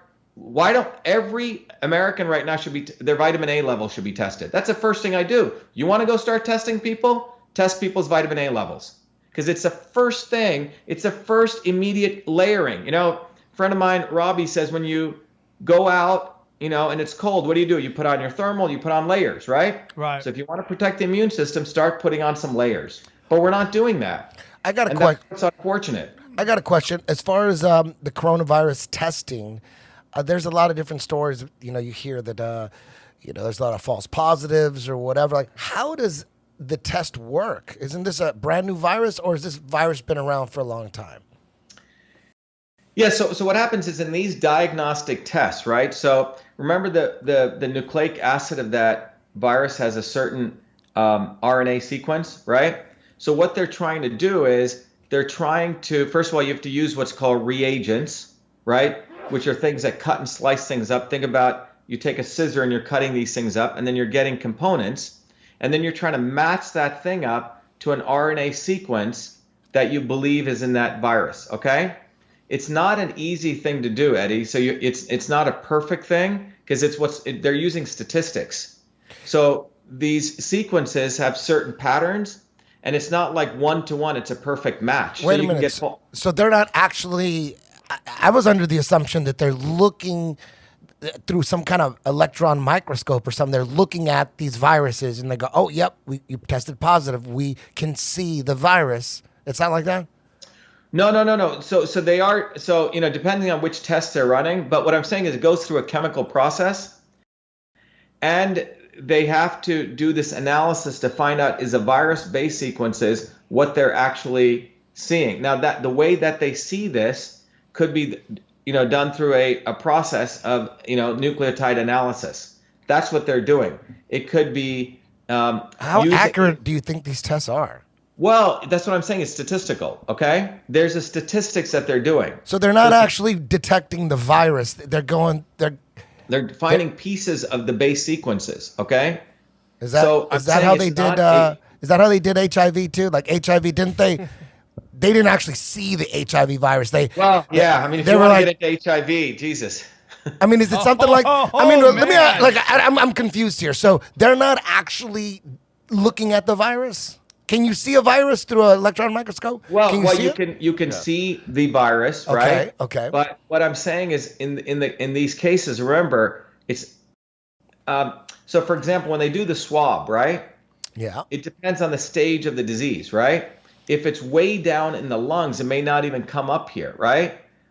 In the sputum, right? That's why they have people either swab or they have them spit out, because it depends on where the mucosa. If it's way down in the lungs, someone could have it, but you may not know it, because there's an incubation period for this.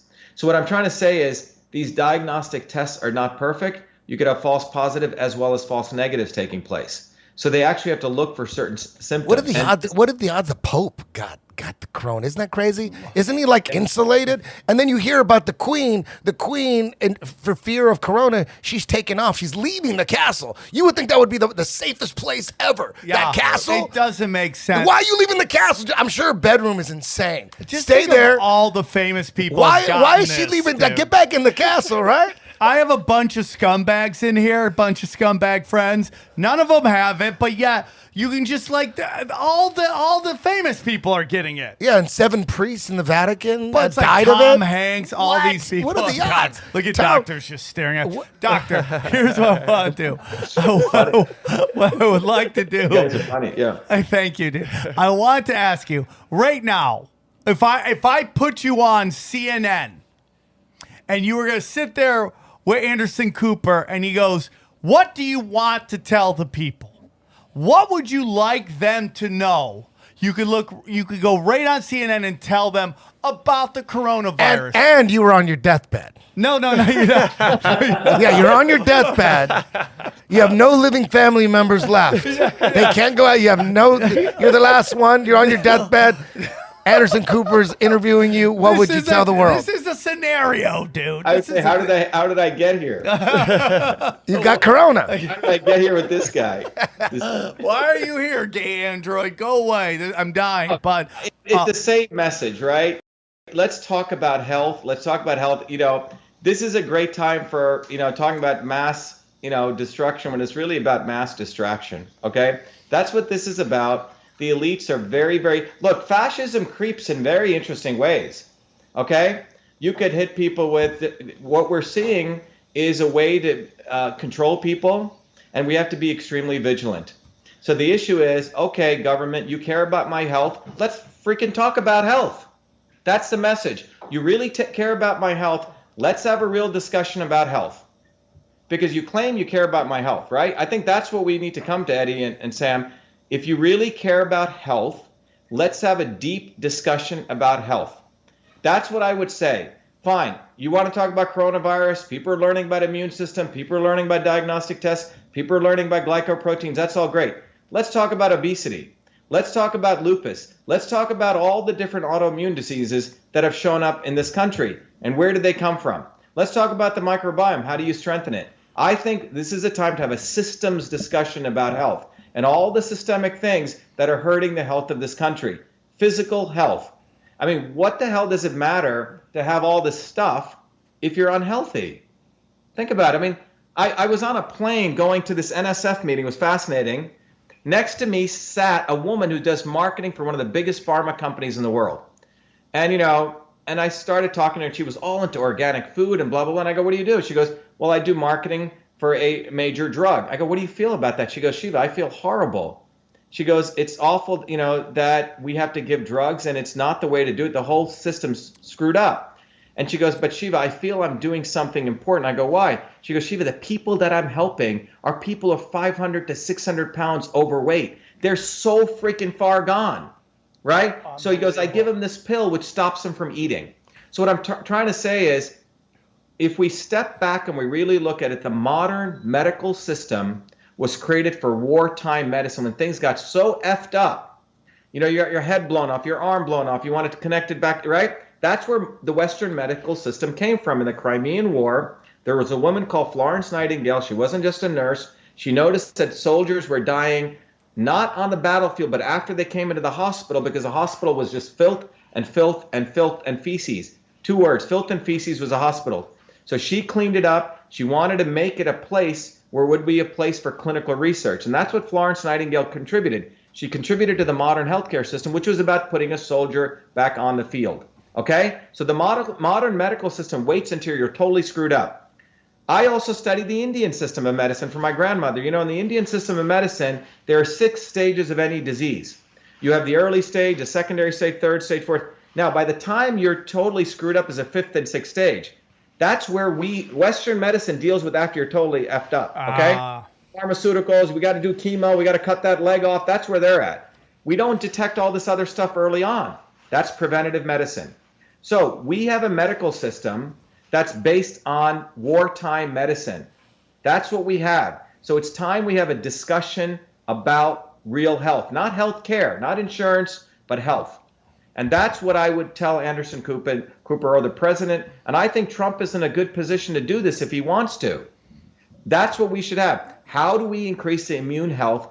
Let's talk about systems. Let's talk about systems health, not just vaccines today. Okay, what are we going to do reactionary running around like nuts?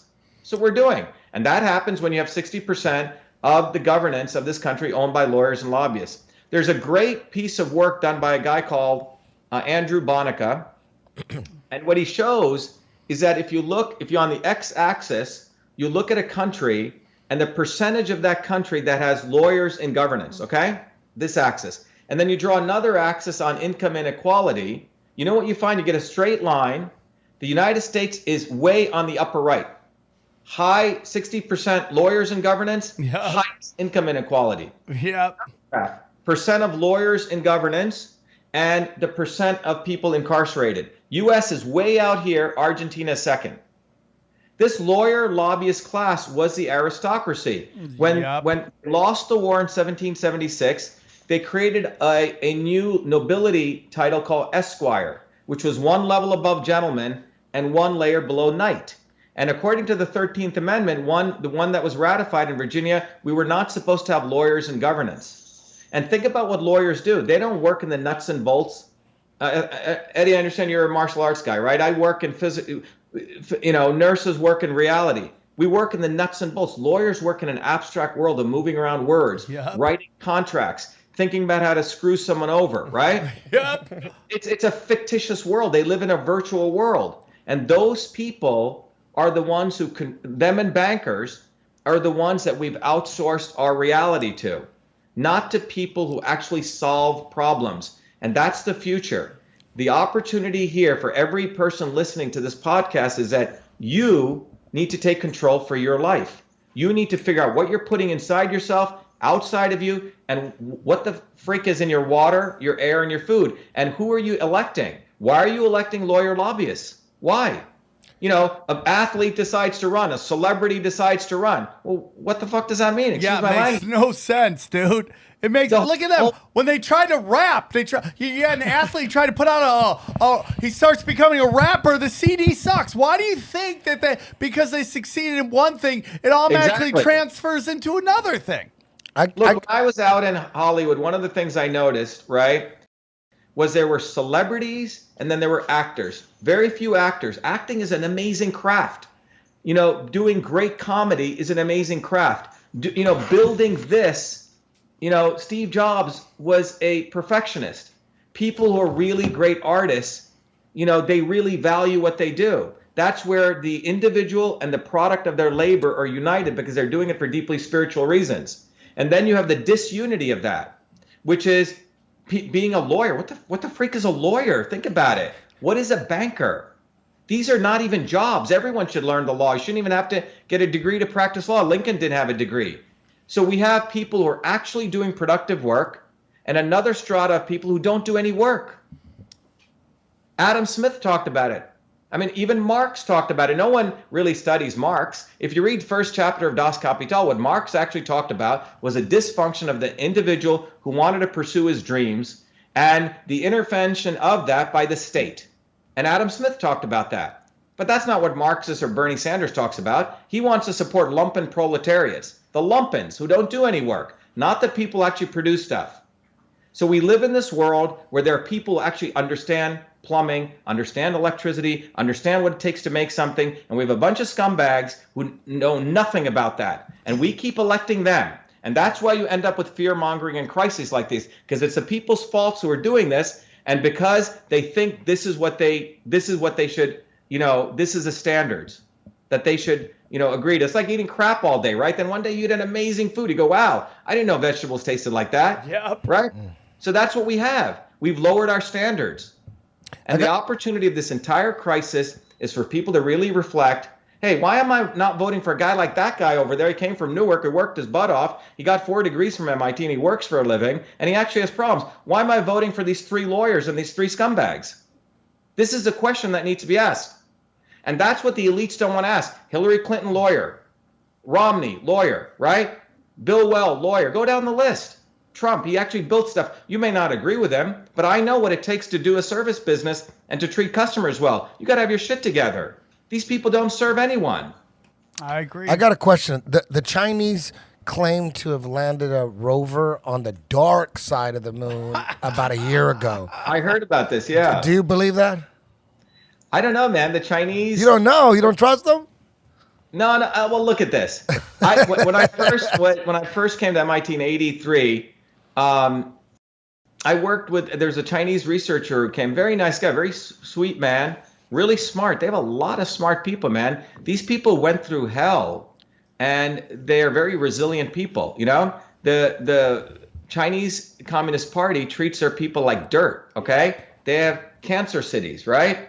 But I'll also tell you this: many Chinese want clean air. They want clean food. Huge influx of Indian yoga teachers who go to China. People want to be healthy. Since 2007 in China, the people in China have been fighting against these mass incinerator plants that the Chinese government has tried to build because of a massive amount of garbage buildup in China. They have to start burning stuff.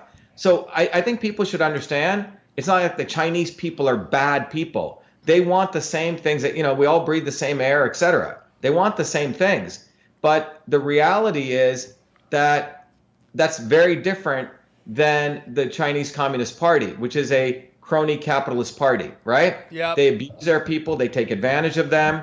No different than the elites in this country do. So the answer is you don't believe they went to the moon, right? Let me ask you Come something. on. Watch the video. It's on YouTube. It's hilarious. I think they may have. I'm not saying they haven't. I mean, Not his expertise. Oh, they may have. They may have.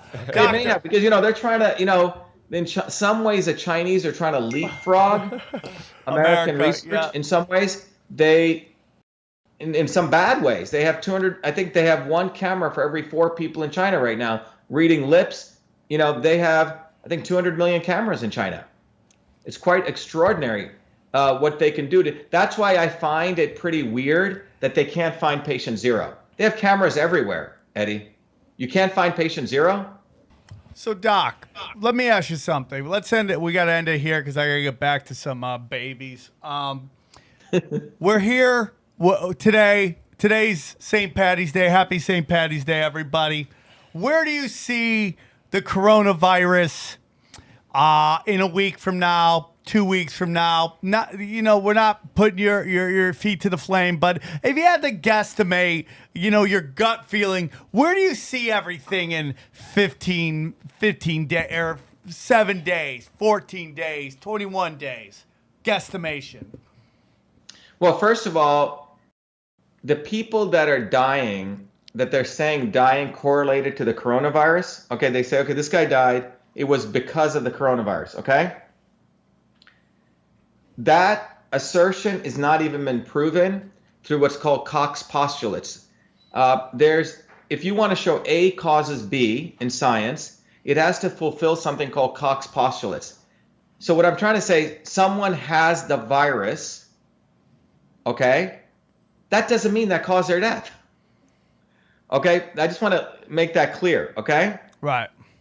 It could have been a number of other things. The flu, they had, they were smokers, etc., right? Just because A has B, you have to prove a set of hypotheses to show that, okay? So what I see happening, my trajectories, it all comes down to a friend of mine's a very interesting, smart economist, and he says, if you look at the economy, it's going to come down to 3 things. It's going to come down to demand, the inventory, and the production. What that means is, how are consumer sentiments to, demand on goods? If the demand is high and we don't have enough production, which means inventory will go down, and then when consumer sentiment becomes better, let's say it gets warm, more vitamin D, people feel better about themselves, less fear mongering, you're going to pick up, the production will pick up not only to fill in the depleted production, but also the inventory, and you'll have a surge. This is fundamentally, Eddie, going to come down to how people feel, consumer sentiment, okay? And the economists know this, and the elites know this, okay? It is consumer sentiment. You know, if you take it from a spiritual perspective, it's how you feel, right, about the future, how you feel about yourself. Now, if you are socially distancing, I'm not saying go next to someone who's coughing on you, but you've created an environment where everyone's scared, that's going to affect consumer sentiment, right? That's going to affect the economy. So it really depends on that. And part of doing a program like this is to educate people so they get the context of this. So I guess what I'm trying to say, the key ingredient is going to be how people start to feel about this situation itself and their relationship with it. If we keep scaring the shit out of people, I can tell you that it's going to affect the economy, and it's probably going to affect people's health even more, because people aren't going to do the right things to take care of their bodies. But right now, the number of deaths is relatively low. So I actually see things pretty positive for people, particularly because when I start looking at the tweets we've done, the videos we start sharing, people are actually at least getting educated, and they're realizing that I can have some impact on this. It's not the government going to control everything that I do. I have a question. Go on, Eddie. This is kind of personal. In regards to fornicating, is wearing a condom enough? Is it, or do we have to wear the face mask too? Should we? Condoms fine? What do we wear? 2 condoms. Coming out. I actually heard there's lingerie now coming out with the face masks. Is doggy style preferred during these times? Yeah, definitely. I don't know. Maybe we should push doggy style. Eddie, All right, Eddie. That's a serious question. Dr. Shiva, you're the best. We appreciate you. You can answer the doggy style one, or you could just hold off till you do more research because you're collecting the data. We don't know. We don't want you to talk about anything you don't have the answer to right now. Collect that data. Collect the data. Doctor, please. Share it too. Share the data. Share the data. Doctor, again, tell them where you'd like our listeners, the swarm, to go so we can support you in what you're doing, because you're doing the Lord's work. Yeah, so people should give lots of money, all their money, to shivaforsenate.com. Okay, whatever money you have left. Dried up to help out, Good man. investment. No, seriously, you can go to shivaforsenate.com, SHIBA. By the way, Eddie, click on that thing that says, click on that thing that says donate. XG. Donate. Right. Donate. Clip Everybody gun. gonna make a donate? Yeah, what I want to show you is right there. Stop right there. One of the things that I hate getting money for nothing. So there's a really cool book I wrote called System and Revolution. It really explains what are systems. It teaches you basically like 4 years of an MIT control systems course, and I make it very accessible because I want really people to understand systems. Because if people understand systems and the principles of all systems, it's a way to liberate yourself. And then I also, I still write code and software. I created a tool called Your Body, Your System, if you go to it. And I basically teach people how they can use these principles to understand the mechanics of their body and how food and supplements are inputs into a system. And it's a way to understand the body is a system. And that's something I give to people. It's people give $25, they get that, but it's well worth it. But more importantly, our campaign at Shiva for Senate is really about liberating people so they can stand up on their own 2 feet and learn how to think for themselves about complex systems. We live in a world of systems. It is no longer a world of you can outsource, what you want, how you want to think about it to other people, because you have, and systems thinking, in my view, is really a way for people to understand all different kinds of systems. It's really a way for them to understand fake news from real news. And it gets back to what you asked about, Eddie, right? How do you tell? Well, you need to have a framework. Systems thinking is a way to do that. It's a way of understanding science that came out in the 1930s in the United States, but it dates back to thousands of years from traditional systems of medicine. So it's a bridge into the East and West, science and tradition, ancient and modern. So ShivaForSenate.com. That's where people should go. Okay, one more question. It's a yes or no. I don't want you to. You don't need to get deep into it. But are you 100% sure we landed on the moon? Yes or no? Are you 100% sure we landed on the moon? 100%. Eddie Bravo. No, the answer is no. Okay, great. That's all. That's all. the best. That's all. That's why you got to vote for Hell him in yeah. Massachusetts. Get him in there. Shiva. Oh, damn. Yeah. I'm going to move to Boston just to vote for you. Dr. Hey, Shiva. you should come here. All you guys should come here for the next 6 months. Yeah, dude, we'll Oh, come yeah. live with you 2 weeks. And he's like, get out!